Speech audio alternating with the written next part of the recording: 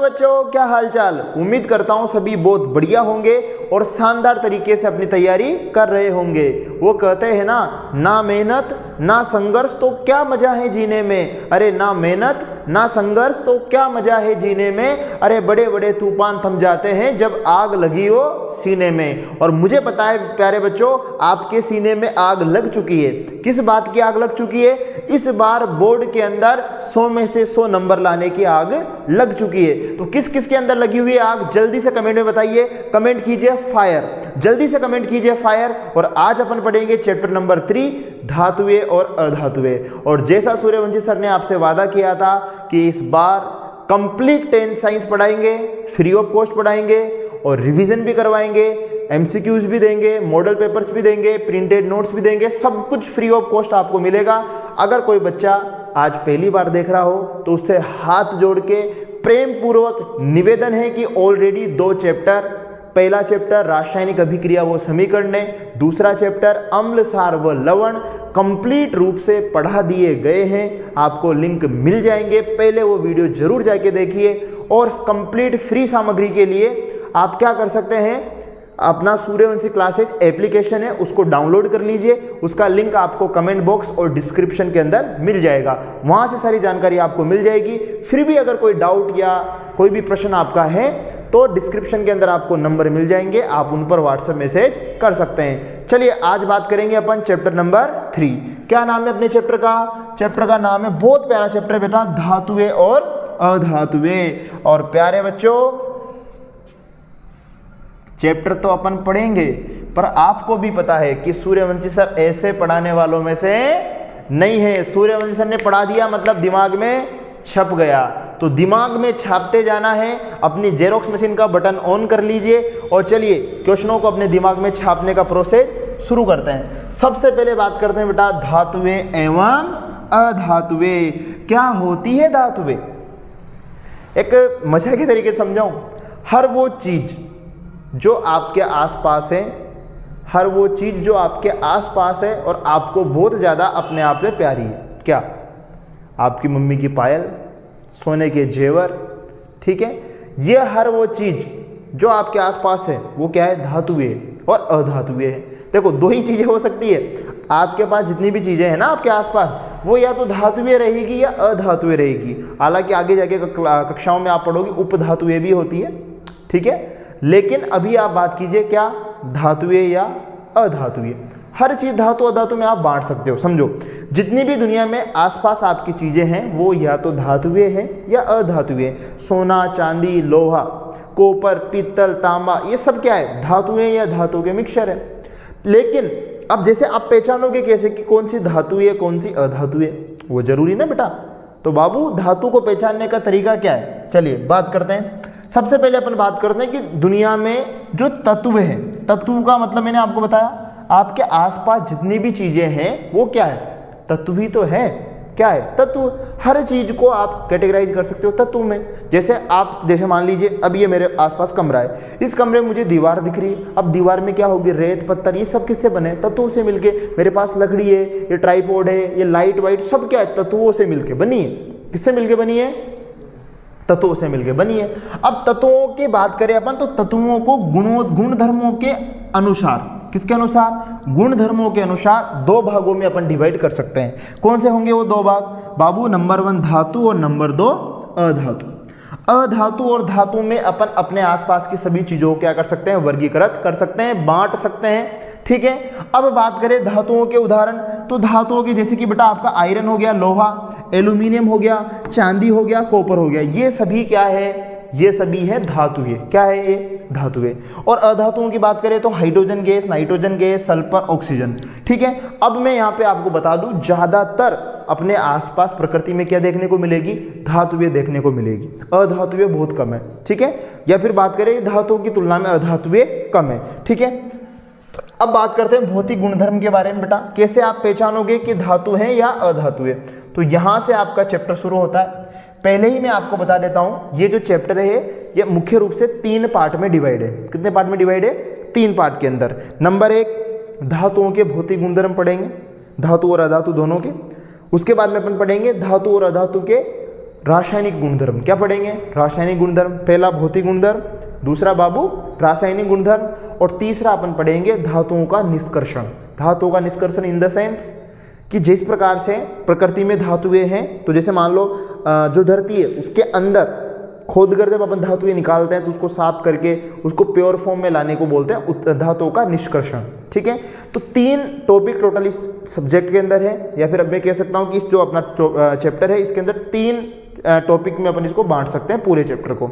तो सबसे पहला अपन टॉपिक पढ़ेंगे धातुओं का धातु और अधातुओं का भौतिक गुणधर्म। तो भौतिक गुणधर्म की अगर अपन बात करें बेटा, तो सबसे पहला धातु जो आता है वो आता है धात्विक चमक।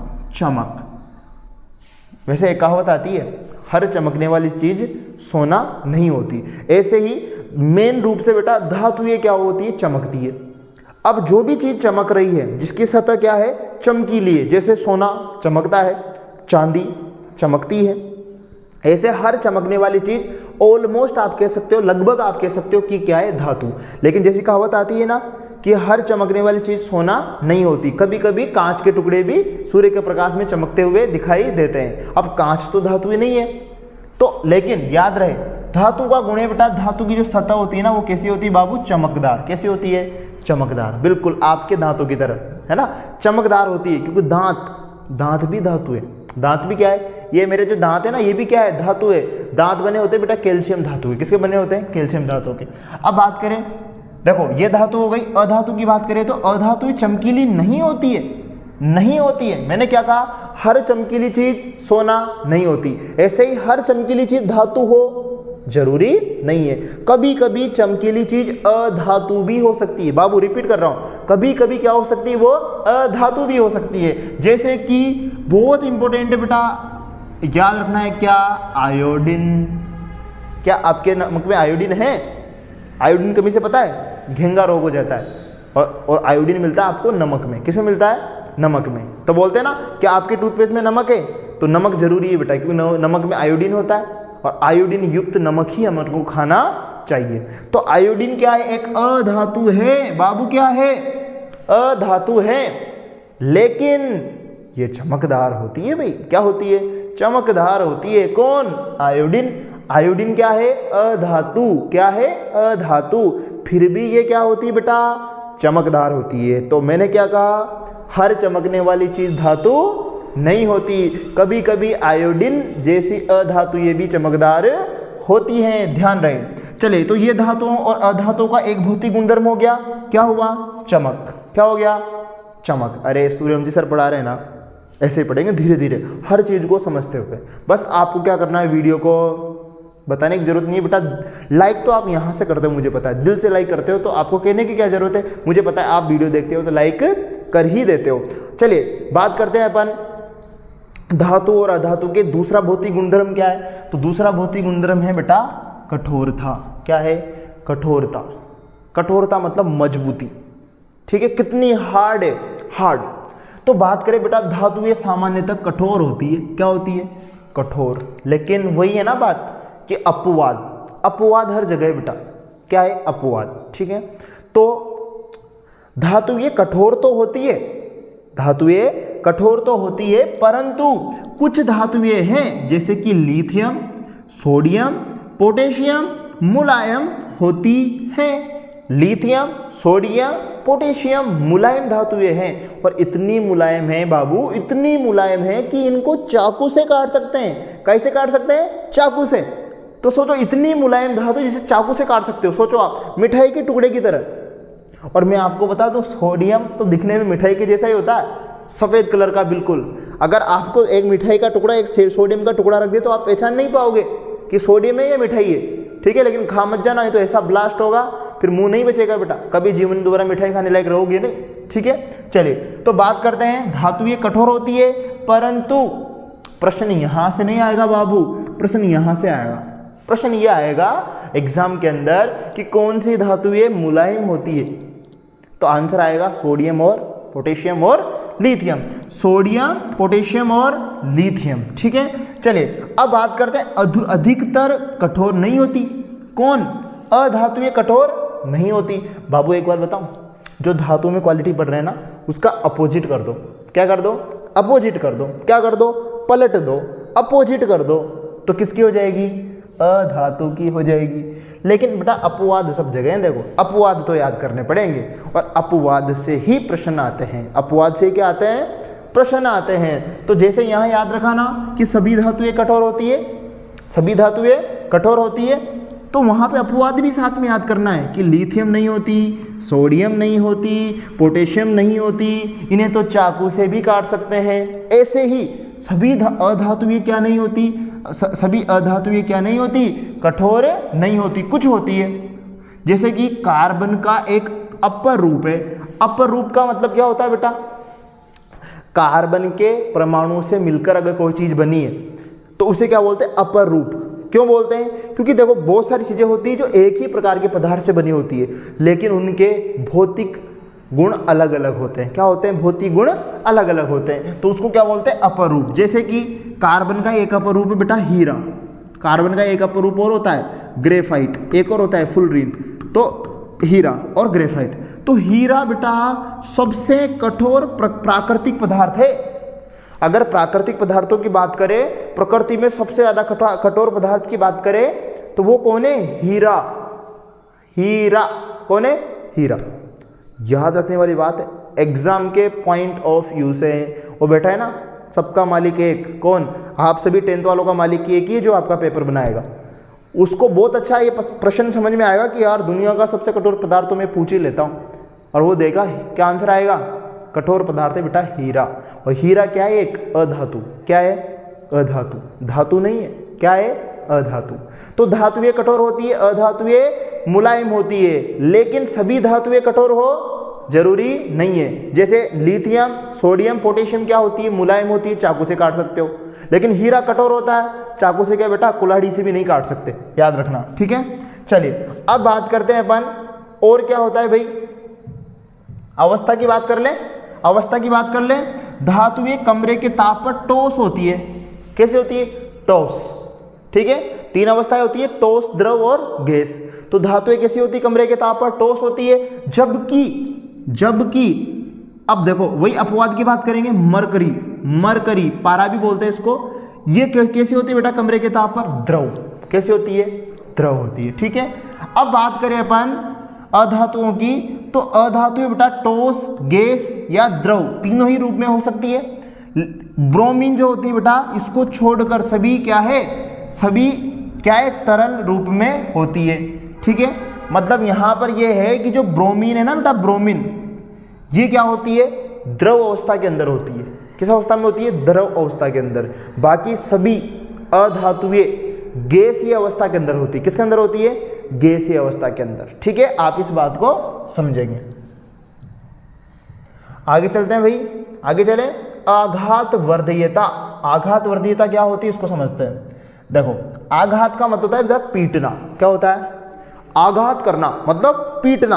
आघात बोलते हैं ना, उसने मेरे मन पर बहुत बड़ा आघात किया। आघात का मतलब चोट।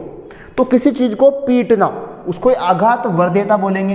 अब आघात वर्धयता क्या है समझना, कुछ धातुओं को पीटकर पतली चादर बना सकते हैं। क्या बना सकते हैं, चादर। चादर का मतलब कि उसको बहुत पतली उसकी पन्नी बना लेंगे बेटा, पेपर की तरह चादर बना लेंगे उसकी।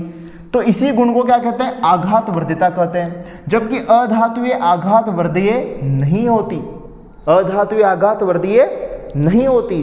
तो आप धातुओं को क्या कर सकते हो, पीट कर चादर बना सकते हो। धातुओं का ये गुण क्या कहलाता है, आघात वर्धयता।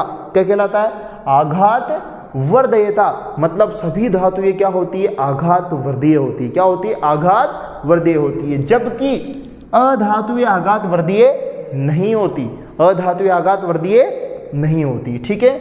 आगे बढ़े बेटा। बाबू यहां पर पढ़ाई ऐसे होती है, यहां पर चीजों को समझाया जाता है, दिमाग में छापा जाता है। क्या किया जाता है, दिमाग में छापा जाता है। आता माजी सटकली, डायलॉग सुना आपने, आता माजी सटकली का मतलब यहां पर है कि दिमाग में छपा क्या, दिमाग में आया क्या, तो दिमाग में आएगा और परमानेंट रहेगा भी। इसलिए मैं बहुत स्लो पढ़ा रहा हूं और बहुत तरीके से पढ़ा रहा हूं। बहुत शानदार तरीके से ये वीडियो देखोगे, एग्जाम तक भूलने का काम नहीं, ठीक है। एक वीडियो देखो, पूरा काम हो गया आपका एग्जाम तक, क्योंकि सूर्यवंशी सर उंगली पकड़ के आपको एग्जाम तक लेकर भी जाएंगे, 100 में 100 लेकर भी आओगे तुम, ठीक है, ये आपसे वादा रहा। तो पढ़ते रहिए, एनर्जी लेवल हाई रखिए, एनर्जी लेवल डाउन नहीं होना चाहिए, ठीक है। सबसे पहले फटाफट से कमेंट में कीजिए किसका 100 का मिशन है, 100 in science, mission 100 in science, फटाफट से कमेंट कीजिए। जिसका भी 100 लाने का इस बार टारगेट है वो फटाफट से मिशन 100 इन साइंस कमेंट कर दीजिए, जल्दी से कमेंट कीजिए मिशन 100 इन साइंस। चलिए धातु धातु के एक गुण की बात करें बेटा, तन्यता। कौन सा? तन्यता। तन्यता का मतलब होता है बेटा खींचना, किसी चीज को तन्य मतलब खींचना। तो धातुओं का एक गुण होता है, अगर तुम इनको खींच दोगे ना तो ये तार बन जाएंगे। क्या बन जाएंगे? तार। क्या बन जाएंगे? तार। तो धातुओं को खींचकर पतली तार बना सकते हैं, जबकि अधातुओं को तार नहीं बना सकते, ठीक है। अब आता है बेटा विद्युत व उष्मा के चालक।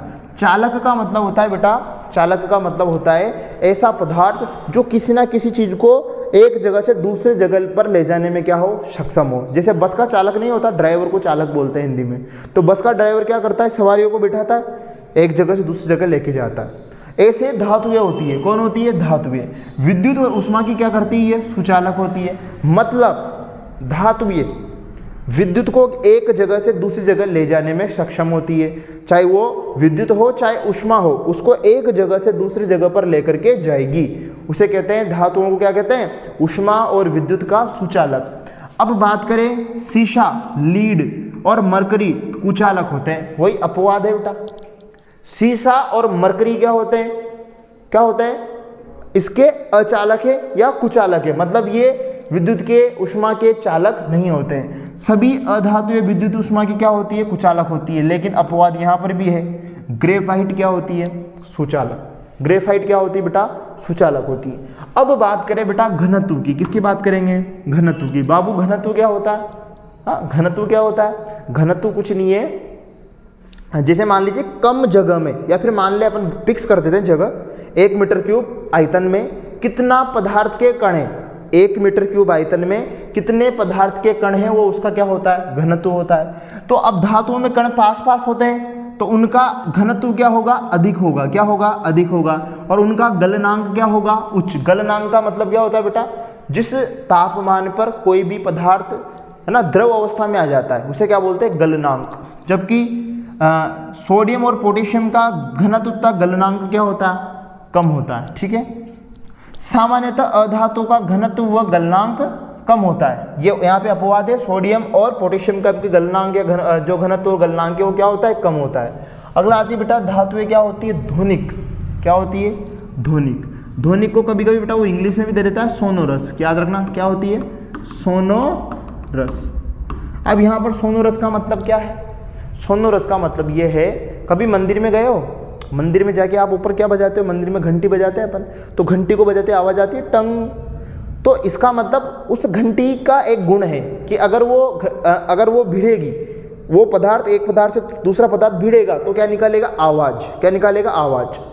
तो धातुओं का ये गुण है कि जब धातुएं किसी स्ट्रॉन्ग मतलब किसी कठोर पदार्थ से टकराती है तो आवाज निकालती है। क्या करती है? आवाज निकालती है। ये धातुओं का क्या है? गुण है। तो इस धातुओं के इस गुण को क्या बोलते हैं? ध्वनिक। क्या बोलते हैं? ध्वनिक या सोनोरस। धातुएं कठोर सतह से टकराने पर क्या करती है? आवाज पैदा करती है। तो इसका मतलब धातुएं क्या होती है? ध्वनिक होती है, जबकि अधातुएं ध्वनिक नहीं होती। अब बात करें ऑक्साइड, तो अधिकतर धातुएं कैसी होती है? अधिकतर धातुएं होती है क्षारकीय, ऑक्साइड बनाती है, जैसे कि MgO मैग्नीशियम ऑक्साइड। जबकि अधातुएं कैसे होती है? अम्लीय ऑक्साइड बनाती है, ठीक है। अब बात करें, हालांकि ये इसकी रासायनिक प्रकृति है, लेकिन ये यहाँ पे दे रखा है, समझिए। मतलब जैसे धातुओं को ऑक्सीजन के साथ रिएक्शन करेंगे तो जैसे मैग्नीशियम ऑक्साइड बना, एल्यूमिनियम ऑक्साइड बना, तो ये सभी ऐसे ऑक्साइड है जो सामान्यतः कैसे होते हैं? क्षार प्रकृति के। और जबकि अधातु ऑक्साइड जैसे कि SO2, NO2, CO2 ये सभी अधातु ऑक्साइड है। ये होते हैं बेटा किस प्रकृति के? अम्लीय प्रकृति के, ठीक है। इसे अभी आगे और भी पढ़ेंगे अपन। तो ये हो गया आपने बेटा इस चैप्टर का एक पार्ट कंप्लीट। बाबू इस चैप्टर का एक पार्ट कंप्लीट हो गया है। 3 पार्ट है टोटल। डरना नहीं है, घबराना नहीं है, पूरा वीडियो देख के जाना है, क्योंकि तेरे लिए ही पढ़ा रहा हूं मैं। बाबू तुझे ही नंबर लेके आने 100 में से 100, ठीक है। तो एनर्जी लेवल कम नहीं होना चाहिए। सूर्यवंशी सर यहाँ खड़े हैं ना, मेरा एनर्जी लेवल कम नहीं है ना? कहीं से लग रहा है आपको एनर्जी लेवल कम नहीं लग रहा है? तो फिर आपका क्यों हो रहा है भाई? अभी इस चैप्टर का सिर्फ एक पार्ट कंप्लीट हुआ है और कंप्लीट पढ़ के जाना है, तभी 100 में 100 आएंगे बाबू, ठीक है। अब बात करते हैं रासायनिक गुणधर्म की। किसकी बात करते हैं? रासायनिक गुणधर्म की। बाबू मैंने स्टार्टिंग में ही कहा था आपसे, ना मेहनत ना संघर्ष तो क्या मजा है जीने में। अगर बड़े बड़े तूफान थम जाते हैं जब आग लगी हो सीने में। तो आग लगनी चाहिए, आग लगनी चाहिए कि इस बार मुझे 100 में 100 लाने हैं। और जब आग लगेगी ना बेटा, फिर नींद नहीं आएगी, फिर मन नहीं भटकेगा, फिर मन लगेगा और ऐसा लगेगा पढ़ाई में कि फिर कोई आपको डिस्ट्रैक्ट नहीं कर सकता। ठीक है, तो भूख प्यास चैन नींद सबको त्यागो तुम, ये विद्यार्थी उठो जागो और पढ़ाई करो। क्या करो? पढ़ाई करो। चलिए अब बात करते हैं धातुओं के रासायनिक गुणधर्म। रासायनिक गुणधर्म का मतलब हम जैसे समझो बाबू, रासायनिक गुणधर्म का मतलब होता है, जहाँ पर भी ये शब्द आ जाए ना रासायनिक गुणधर्म, इसका मतलब समझ जाओ कि किसी ना किसी से क्रिया करवानी है। क्या करवानी है? क्रिया करवानी है। जैसे यहाँ पर धातुओं के रासायनिक गुणधर्म की बात हो, तो रासायनिक गुणधर्म अगर धातुओं के निकालने हैं तो धातुओं की क्या करवाएंगे? क्रिया करवाएंगे साहब। क्या करवाएंगे? क्रिया करवाएंगे। किससे करवाएंगे? अलग अलग चीज़ों से करवाएंगे, कभी ऑक्सीजन से, कभी पानी से, है ना, कभी किसी से। तो अलग अलग क्रिया करवाएंगे, क्या बनाएंगे? वही क्या है? धातुओं के गुण है। क्या है? धातुओं के रासायनिक गुण। तो सबसे पहले क्रिया करवाते हैं बाबू वायु के साथ। किसके साथ करवा देते हैं? वायु। वायु में भी ले लेंगे ऑक्सीजन। समझो, जब धातुओं की ऑक्सीजन से अभिक्रिया करवाते हैं तो सिंपल सी बात है, क्या बनेंगे? धातु ऑक्साइड बनेंगे बाबू। क्या बनेंगे? धातु ऑक्साइड। तो जैसे धातु की ऑक्सीजन से क्रिया करवाऊंगा, क्या बना? धातु ऑक्साइड बना। उदाहरण भी ले लेते हैं, जैसे कि ये कॉपर एक धातु है, ऑक्सीजन से क्रिया करवाई, क्या बना? Copper oxide. ये एल्यूमिनियम एक धातु है, ऑक्सीजन से भी क्रिया करवाई, क्या बना? Aluminium oxide. ये कैसे बना? अरे बाबू, एल्यूमिनियम की वैलेंसी क्या होती है? +3। O की वैलेंसी क्या होती है? -2। ये 2 इधर चिपक गया, ये 3 इधर चिपक गया, तो चिपका चिपकी में यहाँ पे बन गया, क्या बना? Al2O3। ठीक है। अच्छा, जैसे Mg+O2 है ना बाबू, तो मैग्नीशियम ऑक्साइड बनाएगा। तो यहाँ मुझे पता लग गया कि जब धातुएं बाबू, जब धातुएं अभिक्रिया करती है ना, किससे? ऑक्सीजन से, तो क्या बनाती है? ऑक्साइड बनाती। क्या बनाती है? ऑक्साइड। तो धातु जब ऑक्सीजन से क्रिया करेगी तो धातु ऑक्साइड बनेगा। क्या बनेगा? धातु ऑक्साइड बनेगा। धातुएं ऑक्सीजन के साथ अलग अलग तरीके से अभिक्रिया करती है, अलग अलग तरीके से बाबू, अलग अलग तरीके से। अरे अलग अलग तरीके का मतलब नहीं समझे? अलग अलग तरीके का मतलब ये है बेटा, जैसे समझो आपके स्कूल के अंदर 6 टीचर आते हैं, सबके सामने आप अलग अलग तरीके का व्यवहार करते हो। कुछ जो खड़ूस टाइप के हैं उनके सामने आप डरते हो, सर आते तुरंत खड़े हो जाते हो, तुरंत बैठ जाते हो, बातें बंद कर देते हो। ठीक है, लेकिन जब भोले भाले हिंदी वाले सर आते तब तो तुम बिल्कुल नहीं सुनते उनकी। तो ऐसे ही ऑक्सीजन तो वही है, लेकिन अलग अलग, कुछ है धातु ईगोस्टिक, कुछ है नॉर्मल बेचारी। तो अलग अलग धातुएं ऑक्सीजन के साथ क्रिया भी क्या करती है? अलग अलग करती है। सबसे पहले आएगी, सबसे खतरनाक वाली आएगी बेटा, कौन? Sodium potassium. कौन है? Sodium potassium. अब सोडियम पोटेशियम आएगी, उनको थोड़ी सी हवा क्या मिली, तुरंत जल जाएगी। नहीं समझे? सोडियम पोटेशियम आएगी, थोड़ी सी हवा मिली, उनको क्या हो जाएगी? जल जाएगी। जल जाएगी, इतनी तेजी से क्रिया करेगी, तुरंत क्या हो जाएगी? जल जाएगी। इसलिए सोडियम पोटेशियम को खुले वातावरण के अंदर नहीं रखा जाता है। प्रश्न आएगा बाबू, लिख ले। प्रश्न क्या आएगा? सोडियम पोटेशियम को केरोसिन के तेल में भिगोकर क्यों रखते हैं? प्रश्न क्या आएगा? सोडियम पोटेशियम को कैल्शियम के तेल में भिगोकर क्यों रखते हैं? बाबू इसलिए रखते हैं क्योंकि सोडियम पोटेशियम बहुत ज़्यादा क्रियाशील होते हैं, और अगर उनको खुले में रखते हैं तो हवा यानी कि ऑक्सीजन से अभिक्रिया करके वो क्या कर जाते हैं? जल जाते हैं। क्या हो जाते हैं? जल जाते हैं। तो उनको जलने से रोकने के लिए किस में भिगो के रखते हैं? केरोसिन के तेल में। ठीक है, याद रहे, ये आकस्मिक आग पकड़ लेता है, जिसे रोकने के लिए इन्हें केरोसिन के तेल में डुबो कर रखा जाता है। ठीक है, अब आते हैं बेटा दूसरे टाइप की धातुओं पे। सोडियम पोटेशियम बहुत तेजी से विक्रिया करती है, लेकिन मैग्नीशियम हो गया, एल्यूमिनियम हो गया, जिंक हो गया, लीड हो गया, है ना, ये सभी बेटा, ये सभी बेचारे ज्यादा तो नहीं करते, हाँ, लेकिन ठीक ठाक तरीके से विक्रिया करके क्या बना लेते हैं? धातु ऑक्साइड बना लेते हैं। लेकिन आयरन क्या होता है? वायु में गर्म करने पर प्रज्वलित नहीं होता, लेकिन ज्वाला में लोह चूर्ण डालने पर वो तेजी से जलने लगता है। देखो, ये सभी धातुएं अभिक्रिया करेगी ऑक्सीजन के साथ, क्या बनाएगी? ऑक्साइड बनाएगी। क्या बनाएगी? ऑक्साइड। ठीक है, चैप्टर नंबर 1 में भी पढ़ा आपने, मैग्नीशियम रिबन को जब जलाते हैं तो क्या बनता है? Magnesium oxide. लेकिन आयरन का अलग ही जलवा है। आयरन से तुम कहोगे ले ऑक्सीजन के साथ अभिक्रिया कर ले, नहीं करेगा इतना तेजी से। लेकिन अगर आयरन का बुरादा, क्या कहा मैंने, आयरन का बुरादा, लोहे का बुरादा, अगर बारीक बारीक लोहे के दाने को तुम आग में डालोगे बहुत तेजी से जलेगा। ठीक है, तो याद रहे जो वायु में गर्म करने पर प्रज्वलित नहीं होता, लेकिन अगर लोहे चूर्ण का मतलब लोहे का बुरादा अगर आग में डालते तो तेजी से जलने लगता है। कॉपर भी प्रज्वलित नहीं होता, लेकिन उस पर काले रंग का कॉपर ऑक्साइड की परत चढ़ जाती है। तो कॉपर ही बेटा ऑक्सीजन की उपस्थिति में जलता तो नहीं है, लेकिन उसमें क्या चढ़ जाती है, ऑक्साइड की लेयर परत चढ़ जाती है। चांदी, सोना ऑक्सीजन के साथ अभिक्रिया नहीं करते हैं। यही कारण है बेटा आभूषण सोने और चांदी के बनाए जाते हैं। किसके बनाए जाते हैं, सोने और चांदी के, क्योंकि बाकी सभी धातुएं, जैसे आभूषण बनाएंगे अपन, जैसे मान लो लोहे के आभूषण बना लिए, अब लोहे के आभूषण बनाओगे तो मैंने आभूषण पहना, अगले दिन हवा से अभिक्रिया होगी, वो काला पड़ जाएगा, उस पर जंग लग जाएगा, तो वो अच्छा नहीं लगेगा। लेकिन चांदी सोना हवा से अभिक्रिया नहीं करते हैं, इसलिए सोने और चांदी की कीमत होती है, उनके आभूषण बनाए जाते हैं। ठीक है, अब बात करते हैं उभयधर्मी ऑक्साइड। हाँ, बहुत मजेदार टॉपिक है और बहुत इंपॉर्टेंट है। क्या है, इंपॉर्टेंट, उभयधर्मी। आपने ऐसे लोग देखे दोगले, ये सब सुना है आपने, दोगलापन क्या होता है बाबू, जब कोई व्यक्ति दो व्यक्तियों को लड़ा दे और दोनों पक्षों में जाके, है ना, बोलते हैं ना, कभी कभी होता है लड़ाने वाले व्यक्ति, आपकी बात उससे जाके बोल दी, उसकी आपसे बोल दी, दोनों को लड़ा दिया और दोनों के सामने क्या बन रहा है, अच्छा बन रहा है, उसे क्या कहते हैं, दोगला। ठीक है, ये भी कुछ ऐसे ही है, ये भी कुछ ऐसे ही है। जैसे मान लो उदाहरण ले, मान लीजिए कोई व्यक्ति है, दो पार्टियां अपने देश के अंदर सबसे बड़ी, या तो कांग्रेस है या बीजेपी है। अब एक व्यक्ति है जो कांग्रेस की भी तारीफ करता है और बीजेपी की भी क्या करता है, तारीफ।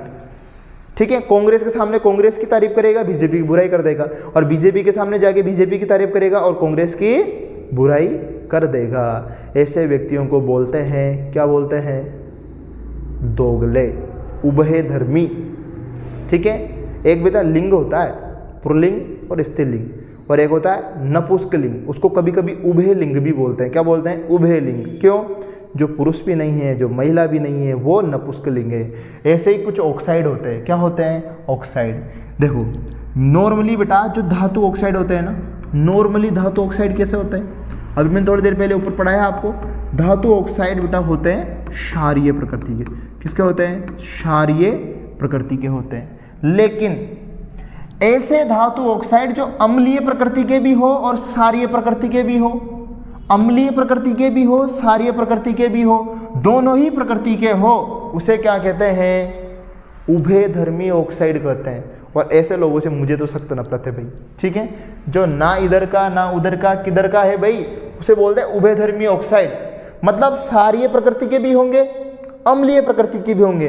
कौन है उभयधर्मी ऑक्साइड, Al2O3 एल्यूमिनियम ऑक्साइड, ये उभयधर्मी ऑक्साइड है। कैसा ऑक्साइड है बेटा, उभयधर्मी ऑक्साइड है। और इसके अलावा जिंक ऑक्साइड, ये भी क्या है, उभयधर्मी ऑक्साइड है। ये किसी के नहीं हुए बेटा, ये अम्ल के साथ अभिक्रिया करेंगे तो क्षार बन जाएंगे, और क्षार के साथ अभिक्रिया करेंगे तो अम्ल बन जाएंगे। ये क्या हुआ भाई, लेकिन कुछ भी हो या ना हो, बोर्ड के हिसाब से इंपॉर्टेंट टॉपिक है। उभयधर्मी ऑक्साइड ऐसे धातु ऑक्साइड जो अम्ल के साथ क्रिया करेंगे तो क्षार बन जाएंगे, और क्षार के साथ क्रिया करेंगे तो अम्ल बन जाएंगे। मतलब हर बार क्या, कौन सी अभिक्रिया होगी बेटा, उदासीनीकरण अभिक्रिया होगी, और हर बार क्या बनेगा, लवण वो जल बनेगा। ठीक है, ये ध्यान रहे। इस अभिक्रिया को देख लेते हैं। जैसे ये एल्यूमिनियम ऑक्साइड है ना, इसकी अम्ल से अभिक्रिया करवाई तो एल्यूमिनियम क्लोराइड बना, ठीक है, और जल बना, लवण बना। यहाँ पे एल्यूमिनियम ऑक्साइड की जब क्षार से अभिक्रिया करवाई तब क्या बना, सोडियम एल्यूमिनेट बना, NaAlO2 और H2O बना। तो यहाँ पर तो ये बन गया अम्ल, और यहाँ पे क्या बन गया, क्षार। तो मतलब ऐसे धातु ऑक्साइड जो अम्लीय व क्षारीय दोनों प्रकृति के होते हैं, उन्हें क्या कहते हैं, उभयधर्मी ऑक्साइड कहते हैं। ठीक है, चलिए आगे चलते बेटा। जल के साथ अभिक्रिया, तो अभी अपन ने करवाई किसके साथ, ऑक्सीजन के साथ। अब किसके साथ करवाएंगे बाबू, जल के साथ अभिक्रिया करवाएंगे। तो जब जल के साथ अपन अभिक्रिया करवाते हैं तो देखो बाबू, जल के साथ जब अभिक्रिया करवाएंगे तो क्या होगा, देखो मैंने आपको बताया ना सभी प्रकार की धातुएं होती है। अब कुछ होती इगोइस्टिक, कुछ होती सिंपल, कुछ होती बहुत ज़्यादा सिंपल। तो कुछ धातुएं ऐसी होती है जो जल के साथ बहुत तेजी से अभिक्रिया करती है, जैसे सोडियम पोटेशियम। कुछ धातुएं जल के साथ अभिक्रिया नहीं करती, उनको अभिक्रिया करने के लिए क्या चाहिए, गर्म जल की चाहिए। क्या चाहिए, गर्म पानी। ठंडे पानी से नहीं करेगी भाई वो, जैसे होता है ना कुछ लोग सर्दी में ठंडे पानी से नहीं नहाएंगे साहब, गर्म हो तो बताओ नहा लेंगे, नहीं तो नहीं नहाएंगे। तो ऐसे ही कुछ धातुएं होती है कि नहीं ठंडे पानी नहीं चलेगा, अपन झुकेगा नहीं साला, अपन गर्म पानी के सामने झुकेगा। तो इसका मतलब कुछ धातुएं ठंडे पानी से भी अभिक्रिया करती है, कुछ कहाँ झुकती है, गर्म पानी के साथ। और कुछ एक दो तो ऐसी भी होती है जो भाप जानते हो बेटा, जब पानी को बहुत ज़्यादा गर्म कर देते हैं वो हवा बन जाता है, उसे क्या बोलते हैं, भाप। तो कुछ पानी तो बेटा भाप के साथ अभिक्रिया करती है, किसके साथ करती है, भाप के साथ। तो याद रहे, देखो धातु जब जल के साथ अभिक्रिया करेगी तो क्या बनाएगा, धातु ऑक्साइड बनाएगा और हाइड्रोजन गैस बनेगी। धातु ऑक्साइड जब दोबारा जल के साथ अभिक्रिया होगी तो क्या बनेगा, धातु हाइड्रोक्साइड बनेगा। समझना ध्यान से। अब धातु की बात करें तो कुछ धातुएं जैसे ठंडे जल के साथ भी अभिक्रिया कर लेती है, जैसे कि सोडियम, कैल्शियम और पोटेशियम। ये ऐसी धातुएं बेटा, सोडियम, कैल्शियम, पोटेशियम, बेचारी ठंडे पानी के साथ भी खूब अच्छी तरीके से अभिक्रिया करती है, तुरंत जल जाती है। लेकिन कुछ धातु ऐसी होती है जो बेटा गर्म जल के साथ करती है, जैसे मैग्नीशियम। ये गर्म जल के साथ अभिक्रिया करेगा, ठंडे के साथ नहीं करेगा, ठंडे के सामने ये अभिक्रिया नहीं करेगा।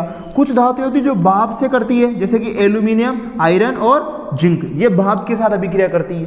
कुछ धातुएं होती है बेटा जो जल के साथ कोई अभिक्रिया नहीं करती, फर्क ही नहीं पड़ता इनको, सिल्वर है ना, ये चांदी, सोना, कॉपर और लेड। कुछ धातुएं होती है बेटा जो क्या करती है, पानी के अंदर तैरने लग जाती है, जैसे कि कैल्शियम, मैग्नीशियम जल के साथ अभिक्रिया करने पर तैरने लगते हैं, क्योंकि हाइड्रोजन गैस के बुलबुले धातु की सतह पर चिपक जाते हैं। ये एक्स्ट्रा नॉलेज है, याद रखना। कैल्शियम और मैग्नीशियम क्या होते हैं, धातु की सतह पर तैरने लग जाते हैं। कारण क्या है, क्योंकि उनकी सतह पर पानी के क्या आ जाते हैं, बुलबुले आ जाते हैं। बुलबुला रे बुलबुला, गाना सुना आपने, नहीं सुना, कोई बात नहीं। चले, ये यहाँ पर है बेटा इनके उदाहरण, ठीक है। ये क्या है, उदाहरण क्या है, ध्यान से देखो। बात करें सोडियम जब पानी के साथ अभिक्रिया करेगा तो सोडियम हाइड्रोक्साइड बनाएगा। जब कैल्शियम पानी के साथ अभिक्रिया करेगा तो कैल्शियम हाइड्रोक्साइड बनाएगा। जब मैग्नीशियम पानी के साथ अभिक्रिया करेगा तो मैग्नीशियम हाइड्रोक्साइड बनाएगा। एल्यूमिनियम पानी के साथ अभिक्रिया करेगा तो एल्यूमिनियम ऑक्साइड बनाएगा। जब आयरन पानी के साथ अभिक्रिया करेगा तो आयरन ऑक्साइड बनाएगा, ठीक है। तो कुछ तो बनाएंगे क्या, हाइड्रोक्साइड, और कुछ बनाएंगे केवल ऑक्साइड। जो हाइड्रोक्साइड बनाएंगे, ठीक है, वो भी हाइड्रोजन गैस निकालेंगे, और जो ऑक्साइड बनाएंगे वो भी क्या निकालेंगे, हाइड्रोजन गैस निकालेंगे। तो ये हो गई बाबू धातुओं के रासायनिक गुणधर्म के अंदर दो चीजें, एक तो ऑक्सीजन से अभिक्रिया करवाया, दूसरा पानी के साथ करवाया। अब आता है धातुओं की तनु अम्ल के साथ अभिक्रिया, और बाबू ये मैं कल भी पढ़ा चुका हूँ आपको। धातुएं अम्ल के साथ अभिक्रिया करके क्या बनाती है, धातुएं अम्ल के साथ अभिक्रिया करके लवण और क्या बनाती है, हाइड्रोजन गैस बनाती है। तो ऊपर जैसा हुआ सेम लगभग वैसा ही होने वाला है। तो याद रहे धातुएं क्या बनाती है, लवण और हाइड्रोजन गैस। तो ये कल भी अपन पढ़ चुके थे, इसको जल्दी से करते हैं। देखो, जब धातु आयरन के साथ अभिक्रिया करेगी तो क्या बनेगा, हाइड्रोक्लोरिक, तो आयरन क्लोराइड बन गया, ठीक है, लोह क्लोराइड बन गया, हाइड्रोजन गैस। मैग्नीशियम के साथ अम्ल के साथ अभिक्रिया होगी तो क्या बनेगा, मैग्नीशियम क्लोराइड और हाइड्रोजन गैस। जिंक जब अम्ल के साथ अभिक्रिया करेगा तो क्या बनेगा, जिंक क्लोराइड और हाइड्रोजन गैस। तो वही जो अपन ने चैप्टर नंबर 2 के अंदर पढ़ा, सेम वही है। अब चलते हैं, कॉपर, सिल्वर एंड एजी तनु अम्लों के साथ अभिक्रिया नहीं करते हैं। याद रहे कौन कौन नहीं करते, कॉपर, एजी और Hg, ये तनु अम्लों के साथ क्या नहीं कर सकते, अभिक्रिया नहीं कर सकते, ठीक है। याद रहे धातु की अन्य धातु लवणों के साथ अभिक्रिया। अब जैसे मान लो धातु की अभिक्रिया करवा दी किससे, अन्य धातु लवण, समझना आप ध्यान से। अब बेटा इस चीज को देखो, इसे बोलते हैं सक्रियता श्रेणी। क्या बोलते हैं इसको, सक्रियता श्रेणी। सक्रियता श्रेणी क्या होती है, धातुओं को उनकी अभिक्रिया के आधार पर, है ना, अरेंज करना। क्या करना, अरेंज करना ही क्या कहलाता है, सक्रियता श्रेणी कहलाता है। वह सूची जिसमें धातुओं को क्रियाशीलता के अवरोही क्रम में व्यवस्थित करते हैं क्या कहलाती है, सक्रियता श्रेणी कहलाती है। इसमें बेटा जैसे ये पोटेशियम सबसे ऊपर आ रहा है ना, इसका मतलब ये है कि पोटेशियम सबसे ज्यादा क्रियाशील है। पोटेशियम क्या है, सबसे ज्यादा क्या है, क्रियाशील है। सोडियम थोड़ा उससे कम क्रियाशील है, कैल्शियम थोड़ा उससे कम क्रियाशील है। तो क्रियाशीलता का यहाँ पर क्या हो रहा है, मान घटता हुआ जा रहा है, ठीक है। अब जैसे अपन बात करें धातुओं की, जब अन्य धातु लवणों के साथ अभिक्रिया करवाते हैं तो विस्थापन अभिक्रिया होती है। अधिक क्रियाशील धातु कम क्रियाशील धातु को क्या कर देती है, उसके यौगिक से विस्थापित कर देती है। ये अपन ने चैप्टर नंबर 1 के अंदर पढ़ा है, विस्थापन अभिक्रिया, ठीक है। देखो अधिक क्रियाशील धातुएं अपने से कम क्रियाशील धातुओं को उनके यौगिक के विलयन से क्या कर देती है, विस्थापित करती है। ये धातुओं की सक्रियता श्रेणी पर आधारित है। तो ये सक्रियता श्रेणी हो गई। अब देखो यहाँ बात करें अगला, धातुओं की अधातु के साथ अभिक्रिया। ये बहुत इंपॉर्टेंट है बेटा। अगर मैं बात करूं रासायनिक गुणधर्मों के अंदर सबसे इंपॉर्टेंट अगर कोई पॉइंट है तो वो है धातु की अधातु से अभिक्रिया। ठीक है, याद रहे बेटा, धातु से जब अधातु की अभिक्रिया होती है तो आयनिक यौगिक बनते हैं। कौन से यौगिक बनते हैं? आयनिक यौगिक बनते हैं। कैसे बनते हैं ध्यान से समझो।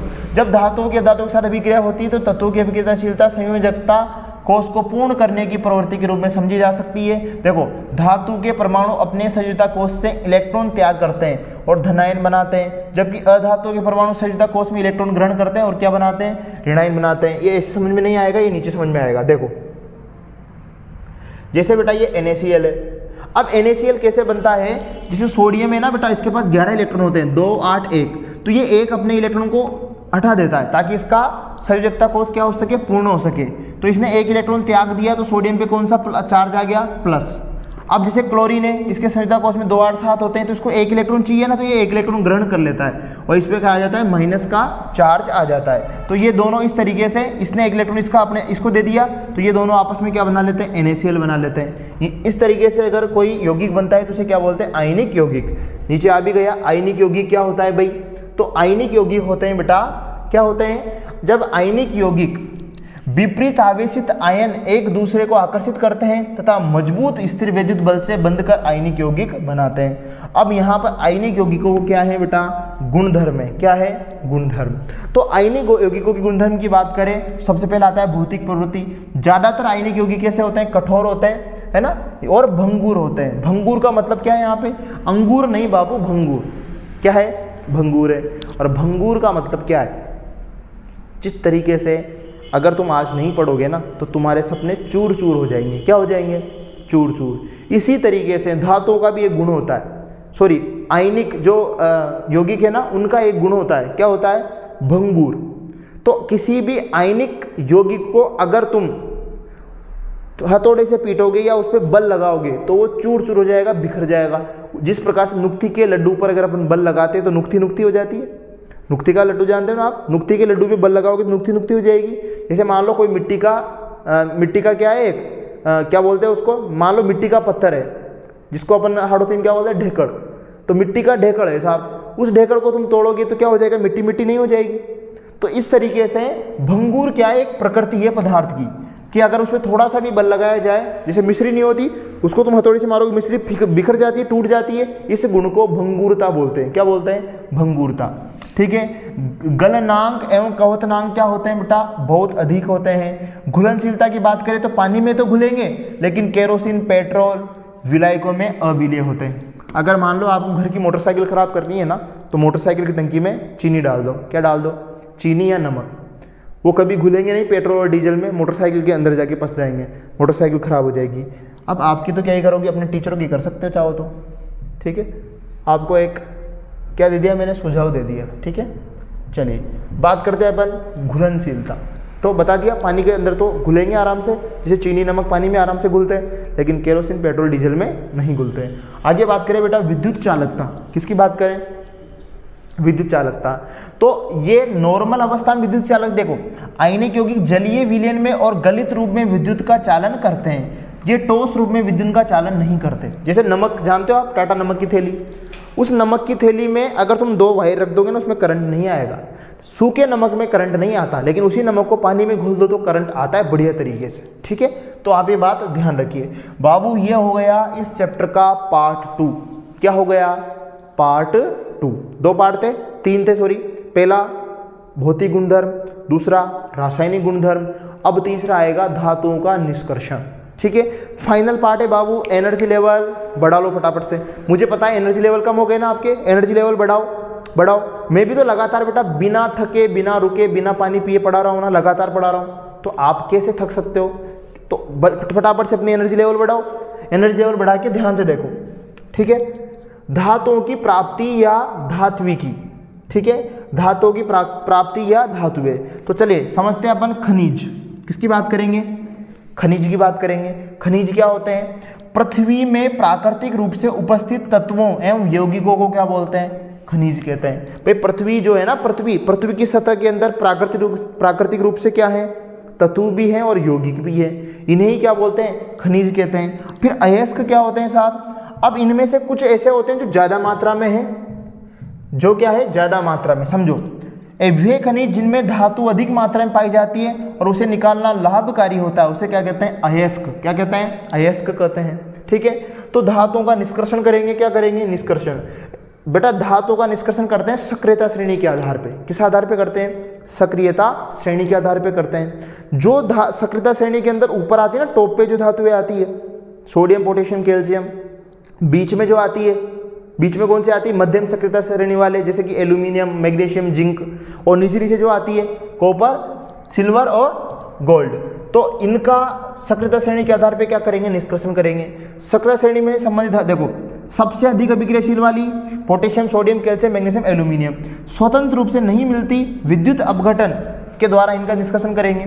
जबकि zinc, ferrous, lead, copper, Hg ये या तो सल्फाइड के साथ मिलेंगे, या ऑक्साइड के साथ मिलेंगे, या कार्बोनेट के साथ मिलेंगे।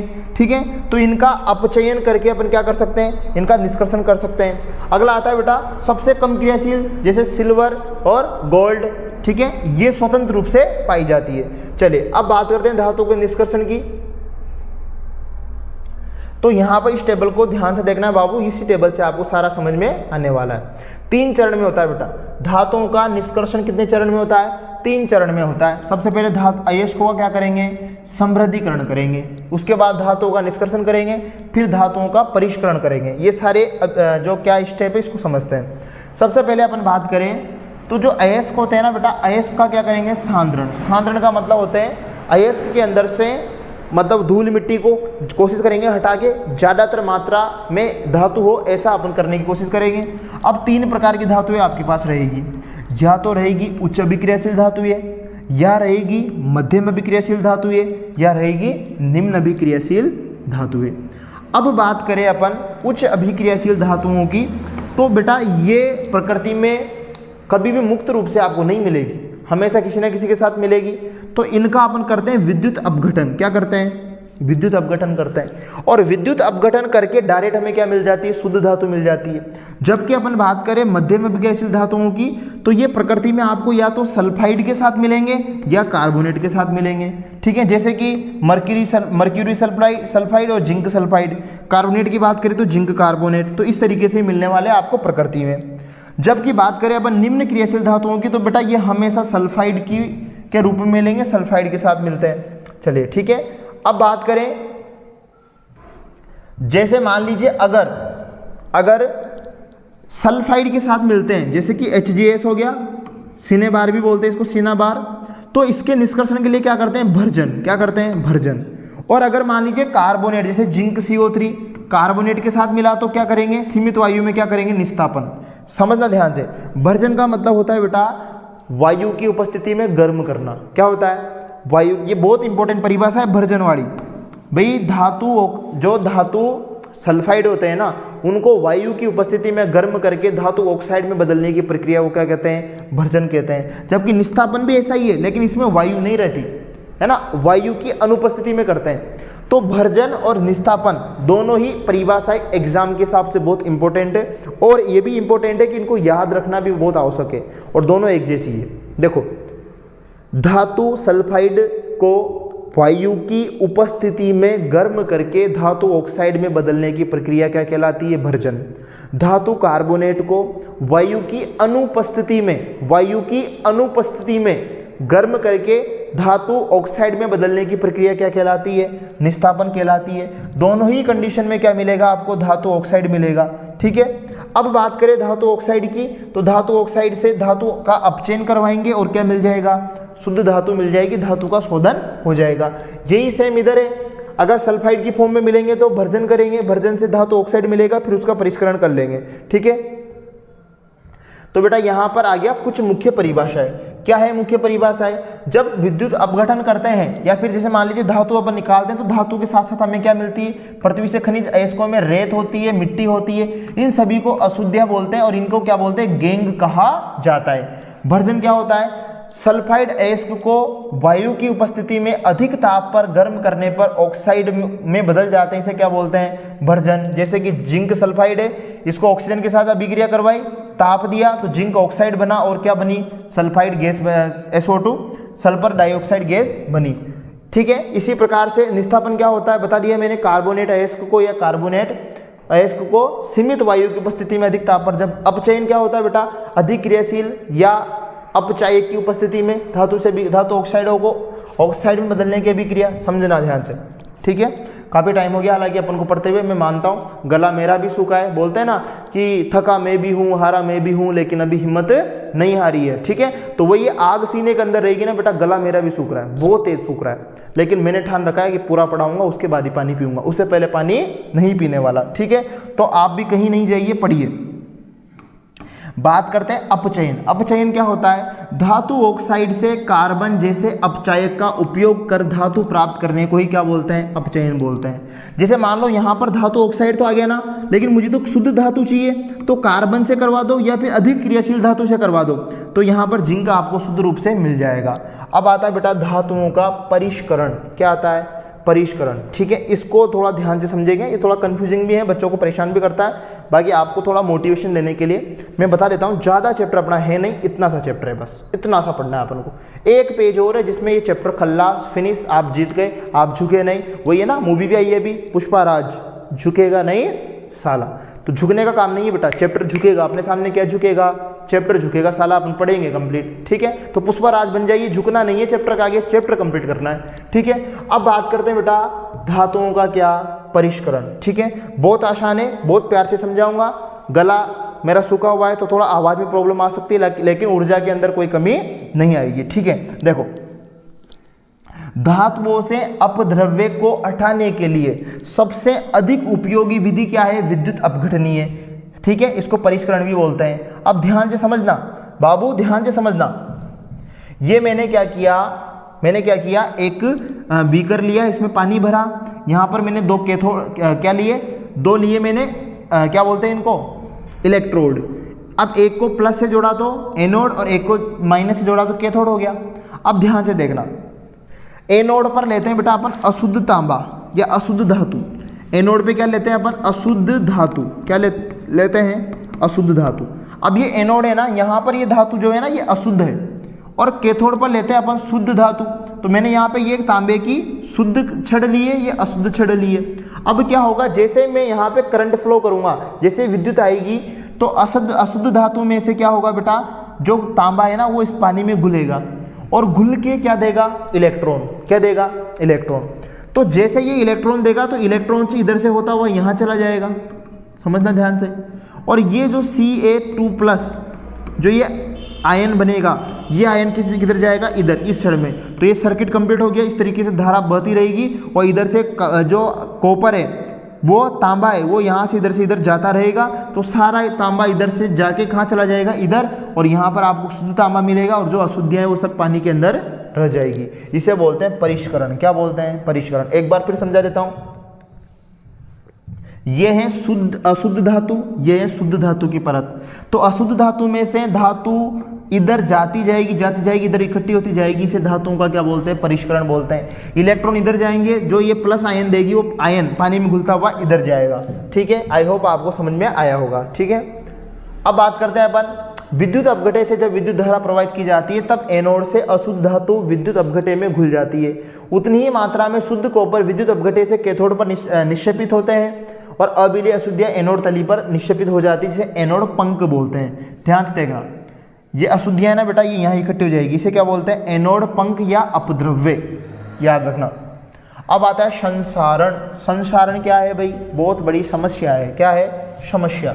समस्या क्यों बोला मैंने इसको, देखो जो जितनी भी धातुएं है ना बेटा, धातुएं जब हवा के संपर्क में आते हैं या पानी के संपर्क में आते हैं तो धातुओं की सतह खराब होने लग जाती है, इसे संसारण बोलते हैं। ठीक है, इसी वजह से जो लोहे पे जंग लगता है, इसी वजह से जो बड़े बड़े पुल हैं उनके लोहा खराब होकर पुल टूट जाते हैं। तो एक तरीके से धातुओं की सतह क्या होती है, हवा और पानी से खराब होती है, उसी को क्या बोलते हैं, संसारण। धातुएं अपने आसपास अम्ल, आर्द्रता, वायु आदि के संपर्क में आने से क्या हो जाती है, संसारित हो जाती है। जिसे बात करें सिल्वर, चांदी क्या होती है बेटा, जब वायु में सल्फर जो होता है ना उससे अभिक्रिया करके सिल्वर सल्फाइड बना लेती है, और ये किस कलर की होती है, काले कलर की। तो चांदी काली पड़ जाती है। आपकी मम्मी की पायल, आपकी मम्मी की जो पायल है वो काली क्यों पड़ी, चांदी, इसकी वजह से, किसकी वजह से, सल्फर की वजह से, ठीक है।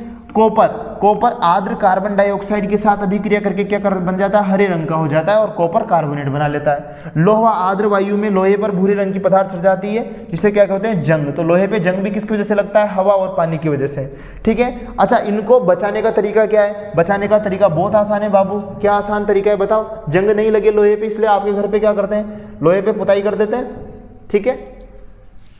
लोहे को जंग लगने से बचाया जा सकता है। कैसे, पेंट करके, तेल लगाकर, ग्रीस लगाकर, एसिड लेपन, ये एसिड लेपन क्या है अभी समझाऊंगा, क्रोमियम लेपन करके, या एनोडीकरण करके, या मिश्र धातु बनाकर। ये चारों चीजें अपन डिटेल में पढ़ेंगे, एसिड लेपन, क्रोमियम लेपन, एनोडीकरण और मिश्र धातु, चारों को पढ़ेंगे। देखो सबसे पहले बात करते हैं एसिड लेपन। एसिड लेपन क्या होती है बेटा, लोहे एवं इस्पात को जंग से सुरक्षित रखने के लिए उन पर जस्ते का मतलब है जिंक, जस्ते का मतलब क्या होता है, जिंक की क्या कर देते हैं, परत चढ़ा देते हैं। आपके घर पे ऐसे बर्तन होंगे जो पूरे स्टील के होंगे, लेकिन नीचे किसी ना किसी धातु की उन पर क्या चढ़ी होगी, परत चढ़ी होगी।